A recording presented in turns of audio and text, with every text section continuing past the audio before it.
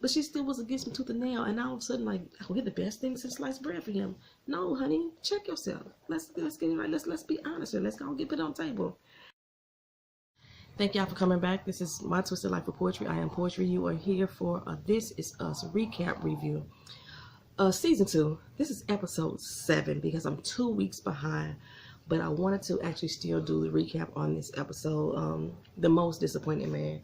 And one of the reasons why I wanted to do the recap is because of the hearty arguments that I had on Twitter the night that this show aired. So I may not have the most popular opinion about this episode. This is the one with the adoption episode, if nobody is familiar with which one I'm doing, because like I said, I'm 2 weeks behind. So I'm just going to hop right into it, and I'm not feeling my best. I'm kind of under the weather, and I apologize. I've been going through a lot with my family, so that's why I've been absent. And I'm going to give you 7 and 8 tonight, and then tomorrow look for the current episode 2 will be on tomorrow. I've also been working on like a book. I put out a book. It's called Doing the Damn Thing. This is an adult erotic book. It's available on Amazon, paperback, 300-page paperback book, $14, and on Kindle you can get it for $6.99, half price. This is my book. I'm Siva D. That's me. Mocha was my co-author. So yeah, I've been working on that as well. So that's why I've been. If you watch my Traveling Talk Tuesday, you understand exactly why I've been absent. So hopefully I can get through this, because like I said, I'm feeling kind of under the weather. Mucus draining and everything. In this episode, we start off with our beloved William.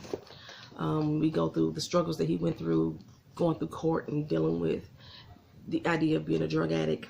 The obstacles that the Pearsons face upon adopting little Randall, and older Randall with Deja, and the interaction they had with meeting her mom in jail.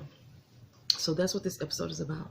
So Jack and Becca are going through the process of having the adoption agent, I don't know what the heck to call her. I'm gonna call her a counselor, coming through. Her name is Paula, showing up to do the checkups to make sure that they are abiding by the adoption agency's regulations. They doing sneak attack show up. I say sneak attacks, sneak show ups in the middle of the day, in the middle of the night. Make sure the little Randall is safe and okay. Because like I said, this is the adoption process. It's not just foster care. Usually on foster care, they don't come around as often. But during the whole adoption process, they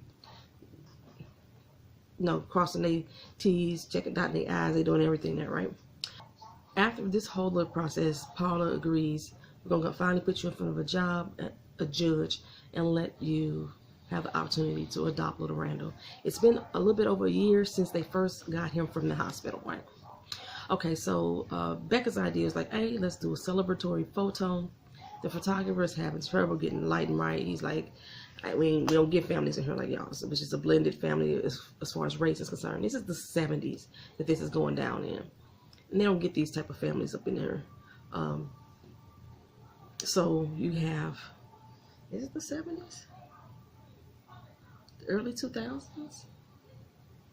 No, it's the 70s, because if they was 29 in 2008, it's definitely late 70s, early 80s if this was going down.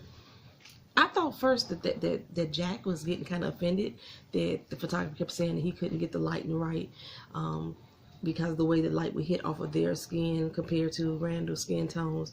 He just couldn't get the focus and the exposure correct with all of them in the picture at the same time. So I thought he was going to be offended by that, but no, Jack didn't really have much dialogue in this particular episode. Becca was doing all the talking. William just got locked up. He's standing in front of the judge, and he's about to be sentenced, and the judge is looking over his record like, dude, you don't have no type of record. What the heck are you here for? I'm not understanding what's going on. He said, I'm very disappointed in you. William say, well, what would you have me to do?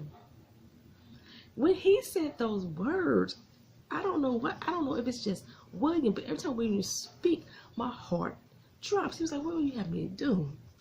everywhere I turn, every corner I walk, every street I walk down, every corner I turn, there's drugs here, there's drugs there. I done lost all my loved ones.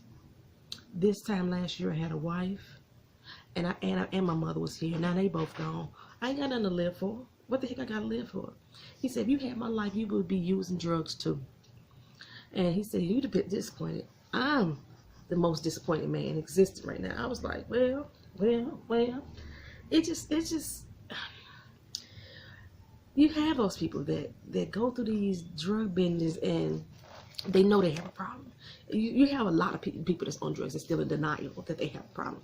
William knows he has an issue, but he feels like he has nothing left to live for. Because doing his binge, he put his son in a cardboard box and set him down in front of a fire department.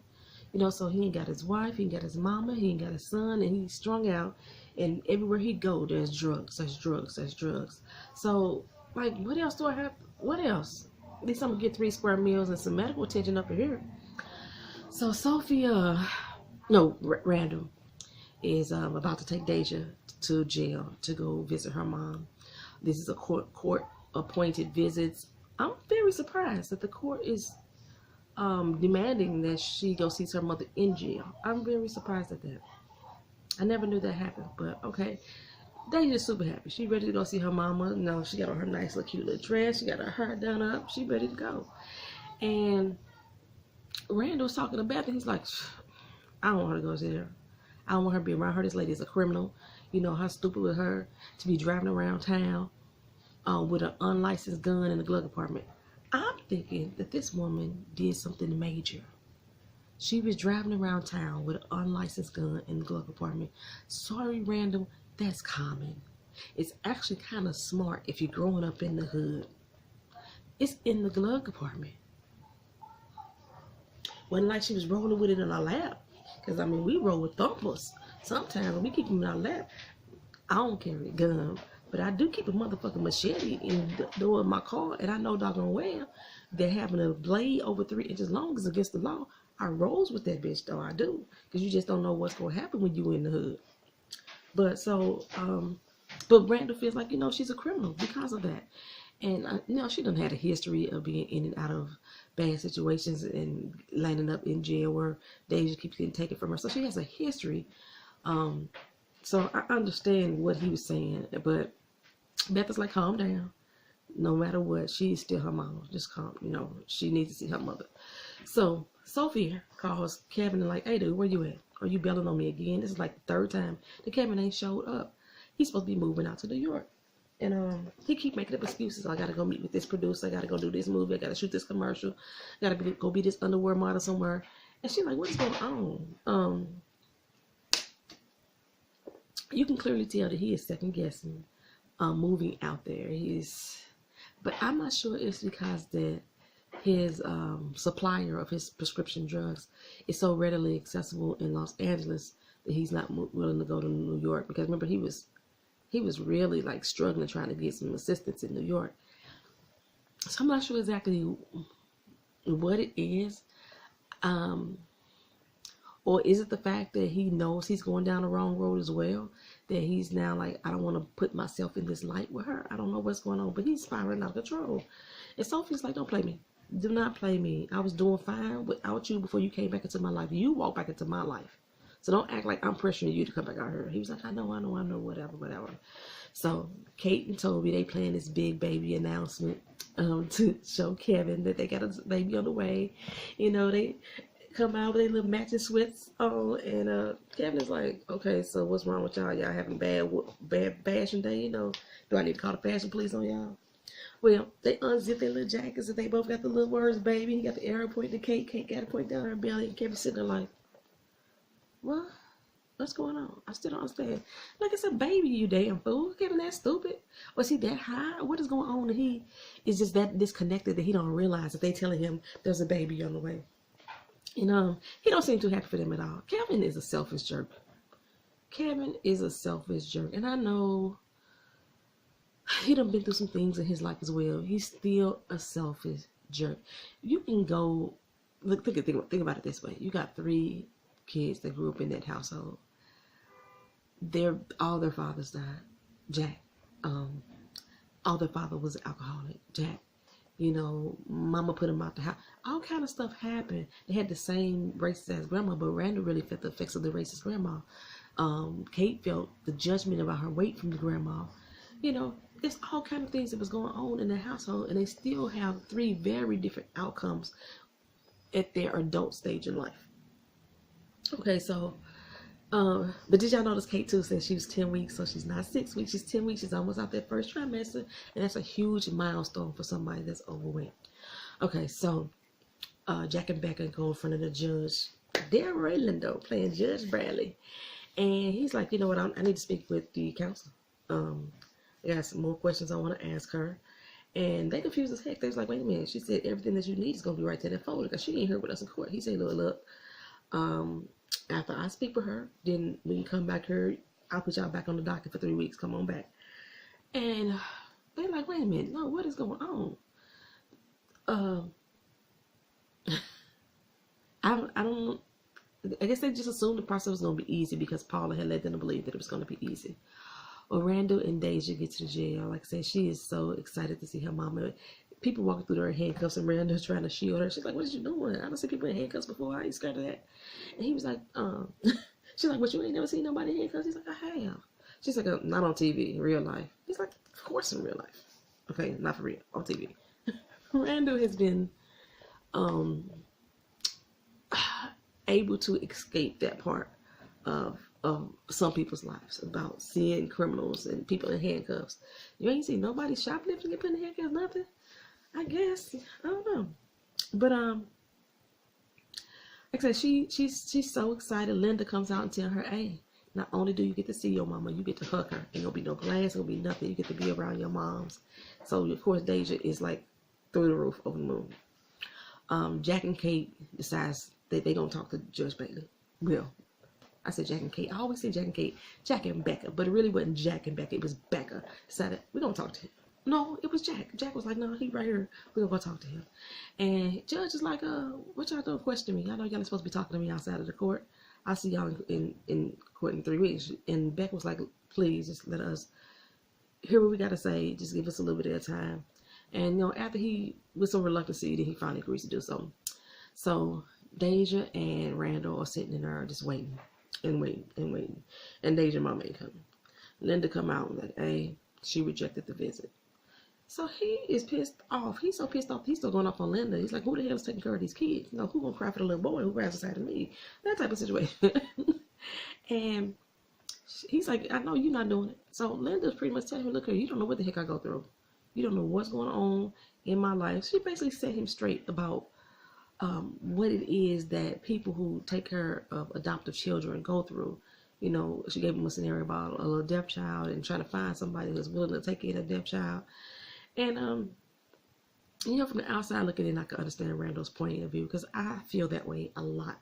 When you go into the welfare office with friends or Social Security Administration office with people, and you watch the interactions of people that's in public spaces, the public clinic, the free clinic, it seems as if the employees are pushing paper. Like they really don't have a care for the people that they're involved with. But again, that's from the outside looking in. You really don't know what's going on with that person. But I could see what Randall was saying, because that's exactly what I be seeing in most cases. And I know a lot of social workers, and I consider a few of them exceptions. I see a few of them. I think y'all really care. Y'all are really exceptions to the rule. I don't see it being the other way around. It's like the people who don't care has been the exception. That's just, but like I said, that's just me. If y'all know anybody that's like that, let me know. Go ahead and share y'all stories too. I love for y'all to share. So Randall has to break the news to Deja. Look, we're not gonna be able to see your mama. She pretty disappointed, but she's like, you know what? Let me go get my purse. I need to put some money on my mom's books. I'm like, what? She done saved up her allowance. Deja real. She real. She's like, I'm gonna put some money on my mom's books. Make sure she take care of it here. That's what's up. So I at this point am just as pissed as at Randall. Like, why the fuck she won't see her own damn kid? I'm pissed. If you was watching me on Twitter that day, I was like, what the hell is going on? Like my daughter's father, he refused to see her while she was in jail, and I just thought that was the stupidest thing. Like coming from what is it? The guardian, the parental guardian. I was like, this child needs a relationship with you. I don't care if it's behind bars or a glass wall. She needs to have some type of relationship with you. You don't want to get out of jail 57 years later and she don't know who the fuck you are, and then you come up and try to act like your daddy. So I just thought that was like really selfish of him to not want to see her. And he used to always say because he never wanted his children to see him locked up like that. But I think all his other children did. I just think my daughter did. I don't know for certain because I never asked him. But when I went to jail, I cussed my family out if they didn't bring my daughter. If you come to see me, my daughter need to be with you. Point blank, period. I don't care if I was going to be there for a day or for the rest of my life. When you come see me, you bring my daughter. And if you ain't coming and she old enough to come on her own, then my daughter need to come see me. That's how I'm feeling about that. I didn't want to lose that bond with my child. And I wasn't in jail that long. Just a couple months. But that's neither here nor there. I'll tell you one day I was going to tell y'all that story, but it's been expunged off my record, so I probably can talk about it. Anyway, Kate learns that Toby has not yet told his mother that she is pregnant. Oh my God. Hold on for a second, y'all. I'm 16 minutes into this video and I got a lot to talk about. Toby mama don't know. Toby is having a panic attack to tell his mama about him having a baby because his mom is a devout Catholic, and Kate's like, okay, we're going to call her anyway. She does call her up, and he has a freaking panic attack. So Kate says, you know what? Let's go ahead and get married. That way we could thwart your mama's ideas about us, you know, having a baby out of wedlock. She already is upset that we shacked up together. Let's go and do that. So they agreed to go have a baby together. Idea wasn't far-fetched to me either. Like, I had a big wedding. Keep this short before we're talking about myself. But I want to have a big wedding the next time I get married because my first one was in a little chapel. I had on this little white JCPenney Sunday go to service suit on. My husband was on crutches, so we had just had a car accident like the week before.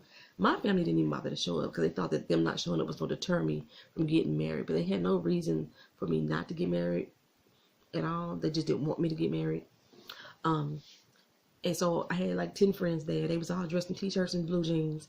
And we had my wedding reception at Denny's. So that's why I said the next time I get married, I want a full-on wedding. So I understand why they would do it, but I just like, I want to win. Anyway, Judge Bradley say when they come in and said, you know what, let's get to the nitty gritty. I don't think Randall should be with y'all. He doesn't belong in your home. He belongs with a black family.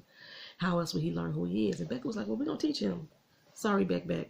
You cannot teach that young boy how to be a black man. He can understand what skin color he is, but you can't teach him what it means to be black. And I was having this argument with people on Twitter that entire night, and everybody that I was arguing with was white, and they was trying to tell me what it means to be a black person and how they still have the ability to teach a black child what it means to be black. No, you can identify that they are black, but you can't teach them what it means to be black. You will never have that full understanding. I don't care if you're in an interracial relationship and one of your partners, like one of the guys was like, well, I'm married to a black woman, re-raising a biracial child. So I was like, that's all fine and dandy, but you, sir, are not the one that's teaching your child about their blackness. Their other parent is. So when it got down to the nitty gritty, I agree with the judge. Everything that he said, from him realizing what it meant to be black and the struggles that he had to go through, that we have to go through as black people, especially as a black man, I agree. There was nothing that he said that was not true. Nothing. So people on Twitter was like, oh, he being racist. But what he said was true. Point blank and period. It was true. And for me and I agree, because I think that for me, I'm going to say this for me, I'm not saying this for other people, but for me, ain't nobody better for me than a black man. Nobody. I got friends that's be like that I'm being closed-minded because I won't date outside of my race. I don't care what country they from. They could be from Timbuktu. They could be from China. As long as they black, they mine. That's how I feel. If you want to go outside your race and date outside your race, that's fine with me too. That's for you. I'm not judging you, but just saying for me. So don't try to press it on me. So, I mean, the way that people were talking on Twitter, it was like, they were trying to tell me still, just like, I got offended at that point because I was starting to feel like y'all trying to still press this this idea that you as a white person knows what's best for a black person. That's what I was getting from the conversations that I was having on Twitter. And I mean, that's how it's been throughout history, right? They took away our rights, our history. They devalue our views, dismiss us as people as being less than them. Like we don't have knowledge, we stupid, and I'm like, how dare we know what's best for us? So, especially 1970s, I agree with the judge at the time. But he goes on to explain to them again, like what he first learned and the stigma that came with it. And just from watching the show, since the adoption, we already see that what he said was true. I mean, if you just look into the Pearson household alone, Kevin is very racist towards Randall. It's undeniable. It's undeniable. On top of him just being a jerk-ass asshole. And let's be honest, it's more than just jealousy and envy. Somebody mentioned before that it's probably jealousy or envy because of the relationship that he has with Kate. And I had threw out there, yeah, Kate still has that same relationship with Jack, but he doesn't treat her that way. And it was like, well, maybe it's because he doesn't feel that she can defend herself. Like, what point of this show that we have seen that Randall has been in a position around Kevin that he's been able to defend himself? None, because usually Kevin is one of the aggressors. He's helping his friends belittle his brother. You know what I'm saying? And on top of that, Becca's mom. It took Becca 10 damn years to even say something to her mom. 10 years of this little boy's life, him knowing that this woman don't like him. He not understanding why she didn't like him, but knowing that this woman didn't like him. But we understood that it was about race. Becca understood it was about race, but it took her 10 years. And if Randall wasn't in that situation, I don't think that if they ever encountered a situation like that with Becca or with Kevin, that they would address it. Like, even when Jack asked, look, Kevin, before, do you not like Randall because he's black?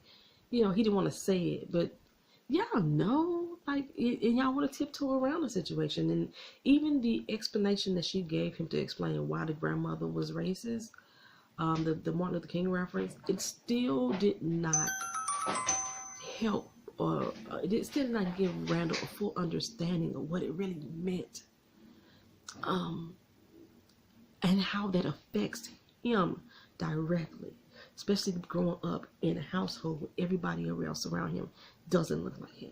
The school he goes to, you know what I'm saying? So whatever. And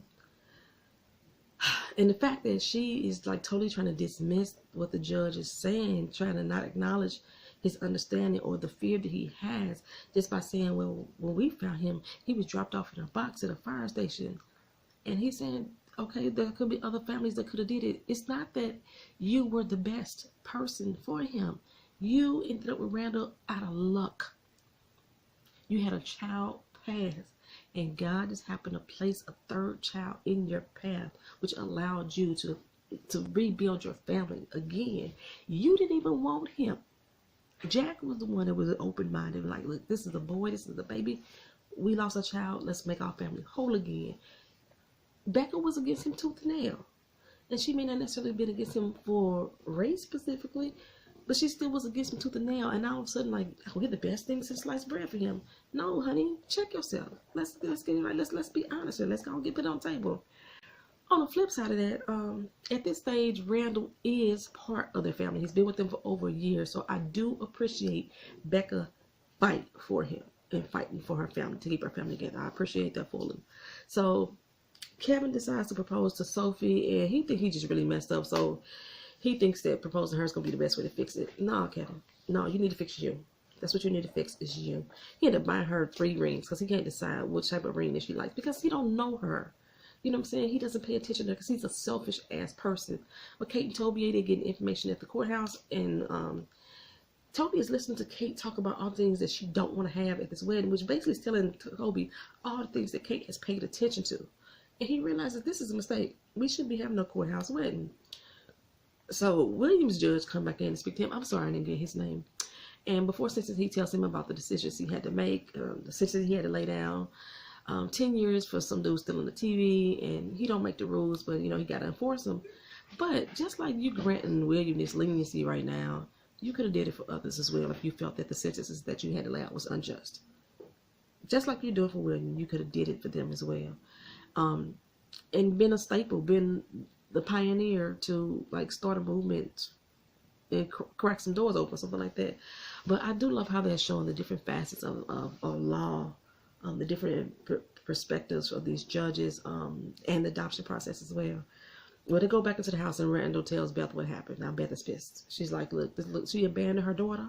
She had her bouncing around from house to house. She's been neglected. She's been abused. No telling what else has happened to this girl. She said, I'm done being nice. I'm done. And Beth tells her if it's up to her, Deja won't be going back to her. Ever. And Randall's like, wait. Did we just switch roles here? Because this is court ordered. And I thought I was supposed to be one bringing the heat. They said, no. Forget the court. I guess no dang on what they talking about. And yes, we switch roles because it ain't gonna happen. Not when she under my roof. We're gonna protect this little girl as much as possible. So she ain't going back to see her mom. Toby sits down and have like a little talk with Jack. It's such a cute moment. You know, Jack is passed, so he's talking to the urn and he's asking his permission and his understanding and advice on what he should do with Kate. Because he knows Kate, he knows that she deserves and wants a big wedding. Like, she watched wedding shows all day long, so she knows. Kevin shows up to Sophie's job. She gone, and he start pill popping again. He goes by the nursery, and he has a quick flash of a vision of his life. They got like 2 or 3 kids, and Sophie's trying to get him to be a father, be a parent, and he's sitting up there with his booze and like, I ain't got no advice for them. I can't do nothing for them. You know, sometimes you can have the parent in the household and they still not be shit. He's still a deadbeat dad in his own vision. He just can't visualize himself being the perfect father or being a good father. Randall goes back and talks to Shauna. She's all beat the hell up to be damned. And just when I'm thinking I'm mad at her, now I understand why she didn't want to see her daughter. She did not want her daughter to see her face like that. So that's why she canceled that visit. Randall starts to chastise. I mean, he started out with how disappointed Deja was. And then he said, but what you need to do. Shauna was like, you know, well, next time I will schedule me getting jumped around the visit. No, I'm playing it. Thank you. But she said, go home. Since you got so much wisdom to impart on me, go ahead and put it out there. So he diverts to say, well, you know what? Deja's doing fine in school. She's doing good around the family. My 2 little girls. She loves my wife. We're going to put her into this school. And she said, hey, you know, the last home allowed her to stay in the school that she was in. She's always got friends there. She's on the drill team, you know. Randall was like, but the school I'm putting her in is good. She can do cheerleading. Shauna say, Joe ain't white because cheerleading and drill team ain't the same thing. Randall say, I know the difference. I don't think Randall really knew the difference, but he said, I know the difference, and don't get it twisted, sis. I wake up next to a headscarf and coconut oil every day. I was like, okay, what? So I married a black queen. I was like, go ahead on, Randall. I'm telling you, Twitter lit up when he said that. You know, all the sisters was out there like this. I love me some Randall. We was all out there. So he goes on to say, you know what, you put yourself in this situation, which is why Deja's in this situation. And when she with me now, oh, she like, don't tell me what I've done. Don't tell me what I've done. You don't know how I ended up where I'm at. And he said, well, I'm on this side of the glass. She said, yeah, and the dude, the reason that I'm in here, whose gun it was, he sat on that same side of the glass telling me the same thing. That don't make y'all no better. Just because you're on that side of the glass don't make you right. You know what I'm saying? She said, you know what, I thank you for taking my daughter in. I thank you for all that you've done. I just want you to know that when I get out of here, get myself together, I'm coming back for my daughter. And Randall say, you're going to have to go through me. I was like, whoa. And she say, I've gone through worse. Baby, I got up out my seat. I did. I was like, go ahead on, Shauna. I was not mad at Shauna. I was just like I was just saying, I was happy that Becca was still fighting for her family despite how I feel about the adoption. I was happy that Becca was fighting for family. I am happy Shauna still wants to fight for her child. There are so many children out there where the parents just don't give a damn anymore, or the parents are too far gone on drugs and alcohol that they don't even know how to give a damn anymore. So I was like, go ahead on, fight for yours, baby, fight for yours. I mean, you never know. Maybe she will see Deja's having a better life and says, you know what, that's the best place for her. You know, because once you get herself together, you can see things more clearly. Or maybe she will turn her life around. And it would just be a good life for Deja to be welcome back into. You don't know what'll happen. don't count her out. Don't count her out. Because, I mean, like I said, I was in jail. And can't nobody tell me that I am not the best mom for my daughter. Point blank, period. Can't nobody tell me that. And y'all wouldn't even know that I had ever been in jail if I had never mentioned it before. You know what I'm saying? Just based off of other videos y'all seen, the things I do in my life, y'all would have never known. You know what I'm saying? Half the damn president's been in jail. Never know. I think we was Rox was mentioning her top of the blogs, talking about Cam Newton, you know, the football player. How there was one point in time when he was in college, he had stole some laptops, went on the police, chased it, another. Now he one of the biggest names in the NFL. You never know what people could do with their lives and turn their lives around. And just because they have this one bad stint in life, that doesn't mean that they don't deserve the right to raise their child or love their child. So I ain't mad at her. But I do kind of wish that Beth would have been the one that had the conversation with her instead of Randall. I don't know why. Just mother to mother, I just think that it would have been a better conversation. Toby then decides to propose to Kate. He used the same method as the baby reveal, drop down on one knee, propose marriage, and also the perfect idea of a wedding. Becca gets the family photos back, and some of them are not good. I would not have paid that doggone photographer. The lighting is all off on a few of them. But to her, they're still perfect at the same time. The quirkiness, the love that she's seen in the pictures, you know they're perfect. So she sits down and she writes the judge, and she lets them know, I seen the pictures on your wall. Not one is a family like ours, and so let me be the first. I'm seeing this picture so you can add up to a wall. I want you to get to know my face because I'm gonna keep coming back week after week after week until you agree to do your job. I don't think that he wasn't doing his job. I think that's what he was doing. He was taking into consideration the adversities that child was gonna have to go through. But I do, like I say, I do appreciate the fight that she's putting in. And somebody was on the same people I was debating with on Twitter was like, well, he only had black pictures up on his wall. That was not true. Y'all need to go back and watch that again. He had a multitude of different races up on that wall. What he did not have was a racially blended family. That's what he did not have up on that wall.